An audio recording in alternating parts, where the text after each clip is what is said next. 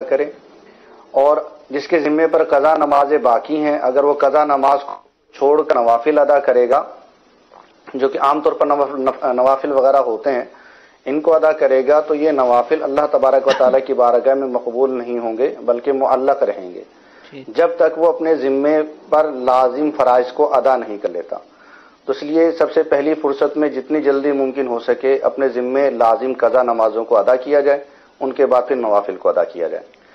لیکن اب اس کا مطلب یہ نہیں ہے کہ آپ نہ تو قضا نماز کو ادا کریں اور نہ ہی نوافل کو ادا کریں، کہ بعض لوگ یوں کرتے ہیں کہ نوافل اس وجہ سے نہیں پڑھتے کہ قضا نمازیں ذمے پہ باقی ہیں، اور پھر سستی کرتے ہوئے قضا نمازوں کو بھی ادا نہیں کرتے۔ تو کچھ نہ ہونے سے کچھ ہونا بہتر ہے، کہ اگر آپ سے قضا نماز ادا نہیں بھی ہو پائی ہے اور آپ کے پاس وقت ہے اتنا کہ جس میں آپ نفل پڑھ سکتے ہیں تو نفل پڑھ لیجئے، اگرچہ فی الوقت وہ اللہ تبارک و تعالیٰ کی بارگاہ میں مقبول نہیں ہے، ابھی وہ معلق ہیں، لیکن یہ امید کی جا سکتی ہے کہ بروز قیامت اللہ تبارک و تعالیٰ ان نوافل کو ان فرائض کی جگہ پر قبول فرما لے۔ تو اللہ تبارک و تعالیٰ کی رحمت سے یہ بات ہرگز بعید نہیں ہے۔ اسی طرح وہ نوافل کے جن کے فضائل وارد ہیں، جیسے کہ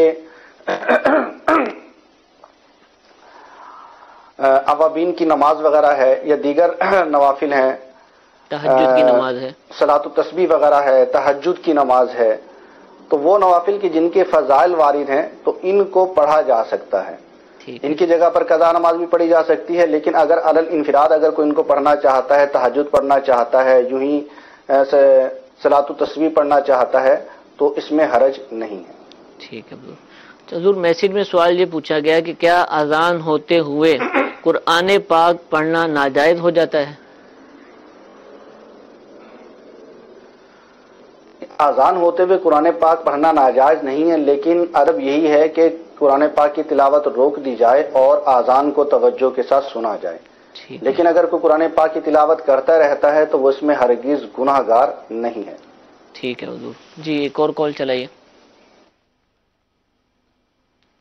مفتی صاحب کی بات میں سوال ہے کہ میں فرض حج کر چکا ہوں، مگر اب اپنی والدہ جو وفات پا چکی ہیں ان کے لیے حج کی ادائیگی کرنا چاہتا ہوں، عذرائے کرم معاملے میں مکمل رہنمائی فرمائیں۔ جی حضور، ماشاءاللہ اچھی سوچ ہے ان کی، اپنی والدہ کے ایصال ثواب کے لیے یہ ایک حج ادا کرنا چاہ رہے ہیں، تو بالکل حج ادا کر سکتے ہیں۔ اور بلکہ اگر ان کی والدہ پہ اگر حج فرض تھا اور انہوں نے حج ادا نہیں کیا، اگر انہوں نے وصیت کی تھی کہ میری طرف سے حج بدل کر لینا، تو پھر یہ حج بدل ان کی طرف سے کریں، جبکہ انہوں نے مال چھوڑا ہو تو اب ان کے اوپر واجب ہوگا کہ ان کے اتنے چھوڑے ہوئے مال کے جس میں حج ہو سکتا ہے تو حج بدل کرنا لازم ہوگا ان پہ۔ اور اگر مال نہیں چھوڑا، وصیت کی تھی، تو ان کے لیے پھر بھی بہتر ہے اپنی والدہ کی اس وصیت پر عمل کرنا اور حج بدل کرنا۔ اور اگر انہوں نے کچھ بھی نہیں کیا تھا یا حج فرض ہی نہیں ہوا تھا، پھر بھی اپنی والدین کے لیے اگر یہ ایصال ثواب کی خاطر حج ادا کرنا چاہتے ہیں تو یہ حج ان کا نفل ہوگا، اور اپنی والدہ کے لیے یا والدین کے لیے یہ ان کی سعادت ہے۔ تو اس ثواب کے اندر اس ثواب کو سب کثیر لوگوں تک بھی پھیلایا جا سکتا ہے، یعنی جس کو ہم ایصال ثواب کہتے ہیں، تو یہ حج ادا کریں، اور اس حج کی ادائیگی میں ملنے والا جو ثواب ہے یہ اپنے والدین، اپنے نانا نانی، دادا دادی، کل مؤمنین مؤمنات، مسلمین مسلمات، ان سب کو بھی یہ اس کا ثواب پہنچا سکتے ہیں۔ اور ان کا ایک حج کا جو یہ ثواب ان کو ملے گا، ان کے نامہ اعمال میں بغیر کمی آئے یہ جتنے لوگ مسلمانوں کو اس کا ثواب پہنچائیں گے اپنے اس حج کا، سب کو پورے حج کا ثواب پہنچے گا۔ ان کے ثواب میں کمی بھی نہیں آئے گی۔ ایسا نہیں ہوگا کہ 10 افراد کو انہوں نے ثواب دیا ہے تو حج کے ثواب کے 10 ٹکڑے ہو جائیں گے۔ ہر ایک کو پورے حج پر جو ان کو ثواب ملے گا اللہ تعالیٰ کی بارگاہ سے، وہ دوسرے مسلمان کو بھی، چاہے وہ فوت شدہ ہو یا زندہ ہو، تو ایصال ثواب یہ کر سکتے ہیں۔ اور یہ والدہ یا والدین جو اس دنیا سے رخصت ہو چکے ہوتے ہیں، اولاد کی طرف سے اپنے والدین کے ساتھ یہ نیک سلوک ہے کہ اگر ماں باپ زندہ ہیں تو ان کی خیر خواہی وہ کی جائے، اور اگر وصال فرما چکے ہیں تو اپنے والدین کو دعائے مغفرت میں اور اپنے نیک اعمال کے ایصال ثواب میں یاد رکھا جائے۔ ٹھیک ہے، حج کا سوال سلسلے میں چلا، آج اطلاعاً آپ کو عرض کرتا چلوں کہ الحمدللہ آج رات 9 بجے پاکستانی وقت کے مطابق 9 بجے ایک بہت ہی اہم، ضروری، بہت ہی پیارا سلسلہ حج کس پر فرض ہے یہ ہر سال الحمدللہ سلسلہ نشر کیا جاتا ہے. آج بھی یہ سلسلہ ہوگا اور بہت ہی اہم سلسلہ ہے جو کہ استاد محترم مفتی محمد علی اصغر عطاری دامت برکاتہم العالیہ فرمائیں گے. اور یہ اتنا اہم سلسلہ ہے کہ ہو سکتا ہے کہ اس سلسلے کو دیکھنے کے بعد بہت سارے وہ افراد کہ جو اس سال حج پر جانے کا ارادہ نہیں رکھتے تھے وہ بھی ارادہ کر لیں. تو لہذا آپ حج پر جانا چاہتے ہیں یا نہیں جانا چاہتے ہیں، اگر آپ مالدار ہیں، آپ کے پاس مال موجود ہے، یا ویسے بھی حج کا شوق رکھتے ہیں، تو آپ کو چاہیے کہ اس سلسلے کو ضرور ملاحظہ فرمائیں. کیونکہ پاکستان میں اس وقت جو سرکاری اسکیم کے تحت فارم بھرے جا رہے ہیں ان کے ایام آ چکے ہیں. 15 تاریخ سے غالباً 24 تاریخ تک فارم جمع ہونے کی پاکستان کے اندر تاریخیں ہیں، اور اسی دوران جو احکام حج جو ہیں کہ کس پر حج فرض ہوتا ہے وہ اس کی طرف متوجہ ہوں گے. تو یہ سلسلہ دیکھیں گے تو اس کے بعد آپ اپنا تجزیہ کیجئے گا کہ کیا آپ پر بھی حج فرض تو نہیں ہو رہا. اور یہ حج بدل کا جو مسئلہ ارشاد فرمایا اور اس طرح کے دیگر بہت سارے مسائل انشاءاللہ اس سلسلے میں بیان کیے جائیں گے. خود بھی دیکھیے جو حج پر جا رہے ہیں ان کو بھی اس کی ترغیب دلائیے. جن کو آپ سمجھتے ہیں کہ ان پر حج فرض ہے لیکن ابھی تک انہوں نے حج کیا نہیں ہے ان کو بھی اس سلسلہ دیکھنے کی ترغیب دلائیے. انشاءاللہ عزوجل اس کی برکتیں ظاہر ہوں گی اور آپ کو بھی ترغیب دلانے نیک عمل کرنے کا انشاءاللہ ثواب حاصل ہوگا. تو آج انشاءاللہ رات 9 بجے حج کس پر فرض ہوتا ہے یہ سلسلہ ضرور بھی ضرور ملاحظہ فرمائیے. ایک اور کال سلسلے کا حصہ بناتے ہیں. جی میرا دارالفتاء اہل سنت میں سوال یہ ہے کہ یہ جو ہم سودا سلف خریدتے ہیں اس کے پیکٹوں وغیرہ پر مثلا کمپنیز کے نام بہت کچھ کافی لکھا ہوتا ہے، عربی میں بھی لکھا ہوتا ہے، تو اس کو باسکٹ میں پھینکنا کیسا؟ کیا بے ادبی ہوگی اور اس بے ادبی کا ہمیں گناہ ملے گا؟ جی حضور. اس میں یہ ہے کہ جو پیکٹس وغیرہ ہیں، ریپرز وغیرہ ہیں، کاغذ ہیں، اس طرح کی جو بھی چیز جن پہ کچھ لکھا ہوا ہے، اگر اسماء مقدسہ ہیں یا آیات قرآنیہ وغیرہ ہیں پھر تو ان کا ادب کیا جائے گا اور ان کو اٹھایا جائے گا. اس کے علاوہ اگر سادہ الفاظ ہیں، اسماء مقدسہ وغیرہ نہیں ہے تو پھر ڈسٹ بن میں ڈال دینے میں حرج نہیں ہے. تو یہ تو ہے فقط جواز کے حرج نہیں، لیکن اگر ان کا بھی ادب کر سکتے ہیں، ان کو بھی سنبھال سکتے ہیں اور سنبھالنے کے بعد اب طریقے سے ٹھکانے لگا سکتے ہیں تو بہتر یہی ہے کہ ان کا بھی ادب کیا جائے کہ ہماری شریعت میں مطلقاً حروف کا بھی ادب ہے. ٹھیک ہے حضور. جی ایک اور کال چلائیے. مفتی صاحب کی بارگاہ میں سوال عرض ہے کہ کیا مسافر جماعت کرا سکتا ہے مقامی لوگوں کی، فجر کی یا مغرب کی، اور کروا سکتا ہے تو کون سی کروا سکتا ہے؟ جی ارشاد فرمائیے. مسافر مقیم لوگوں کی امامت کروا سکتا ہے اور 5 نمازوں میں کروا سکتا ہے. البتہ یہ ہے کہ اگر وہ فجر کی اور مغرب کی امامت کروائے گا تو اس میں لوگوں کو کوئی دشواری نہیں ہوگی، کیونکہ مسافر پر بھی فجر میں 2 رکعتیں پڑھنا فرض ہیں اور مقیم پر بھی 2 رکعتیں پڑھنا فرض ہیں، اور مغرب میں مسافر پر بھی 3 رکعتیں پڑھنا فرض ہیں اور مقیم پر بھی 3 رکعتیں پڑھنا فرض ہیں. لیکن اگر وہ امامت کرواتا ہے ظہر میں، عصر میں یا عشاء میں تو معاملات میں کچھ فرق پڑ جائے گا، جس کی وجہ سے عوام ہو سکتا ہے کہ اپنی نماز فاسد کر بیٹھیں، وہ دشواری میں پڑ جائیں. کیونکہ بہت سارے لوگوں کو مسافر امام کے پیچھے نماز پڑھنے کا طریقہ معلوم نہیں ہوتا. لیکن اگر مسافر نے امامت کروائی اور مقیم لوگوں نے اس کے پیچھے نماز پڑھی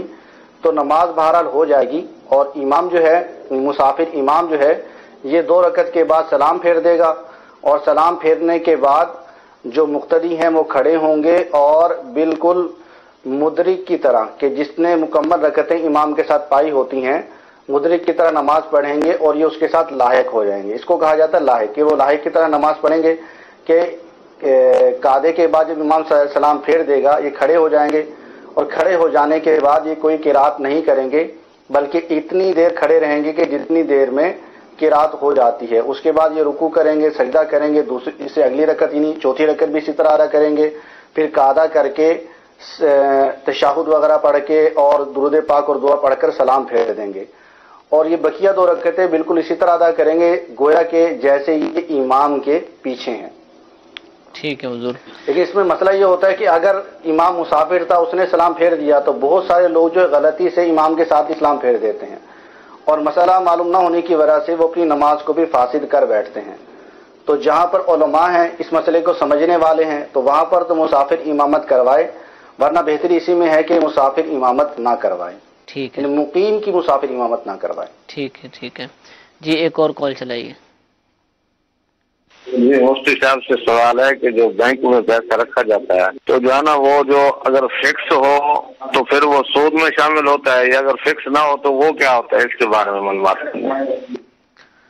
عوام میں عام طور پہ یہ بات زیادہ مشہور ہے کہ اگر جیسے ہم نے 5 لاکھ روپے رکھوائے ہیں بینک میں اور اس میں جتنے % وہ بینک والے دیتے ہیں سیونگ اکاؤنٹ میں،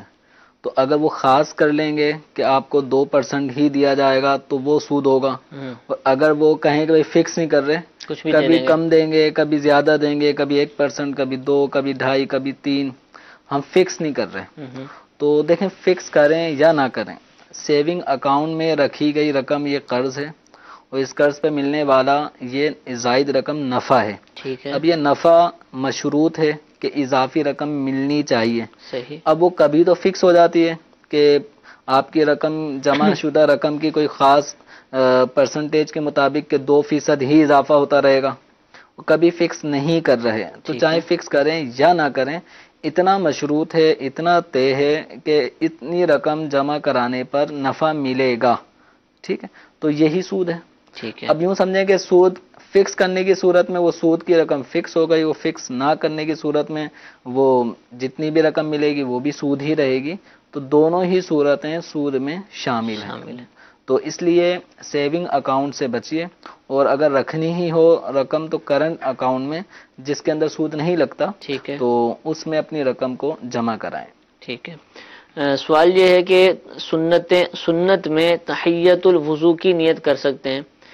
سنتیں پڑھنی ہے اور اس میں ہی تحیت الوضو کی نیت کر لیں، پہلے تو یہ ارشاد فرمائیں یہ ہوتا کیا ہے، سب کو پتہ بھی چل جائے۔ تحیت الوضو اس کا مطلب یہ ہے کہ کوئی شخص وضو کر کے جیسے آیا ہے، چاہے وہ مسجد ہو یا گھر ہو،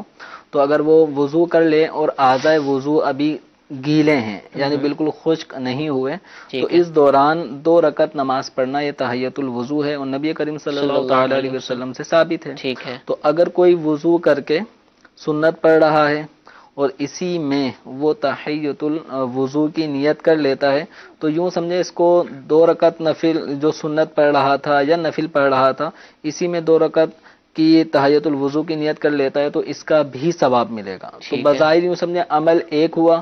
نیتیں متعدد ہونے کی وجہ سے ثواب میں بھی اضافہ ہو جاتا ہے۔ اسی طرح تحیت المسجد کی تو وہ بھی ایک طرح یہ کر سکتا ہے، جیسے وضو کیا، اعضائے وضو خشک ہونے سے پہلے مسجد میں پہنچا